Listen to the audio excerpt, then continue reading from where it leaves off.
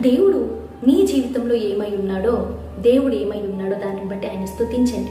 మీ జీవితంలో దేవుడు చేసిన మేలులను బట్టి స్తుతించండి. మీరు పొందుకున్న రక్షణను బట్టి, మీరు పొందుకున్న పరిశుద్ధాత్మను బట్టి, మీరు పొందుకుంటున్న వరములను బట్టి, ఫలములను బట్టి, ప్రతి విషయమును బట్టి ఆయనకు కృతజ్ఞతాస్తుతులను చెల్లించండి. మీ బంధువులలో దేవుడు చేసిన కార్యాలను బట్టి, నీ పిల్లల జీవితంలో దేవుడు చేసిన కార్యాలను బట్టి, వీటన్నింటిని బట్టి దేవుడిని స్తుతించండి. రెండవదిగా మీ యొక్క పాపములను ఒప్పుకోండి. ఏ దినమును కాదినమున ఏదో ఒక విషయంలో పడిపోతూ ఉంటారు. ఆ ప్రతి ఒక్కటి ఆయన యొక్క సన్నిధిలో ఒప్పుకొని, తండ్రి నన్ను క్షమించండి అని మీ యొక్క పాపములను బట్టి క్షమాపణను కోరండి.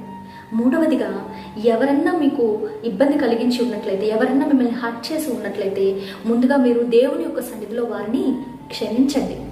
ఎందుకంటే మీరు క్షమిస్తేనే మీ అపరాధములు క్షమించ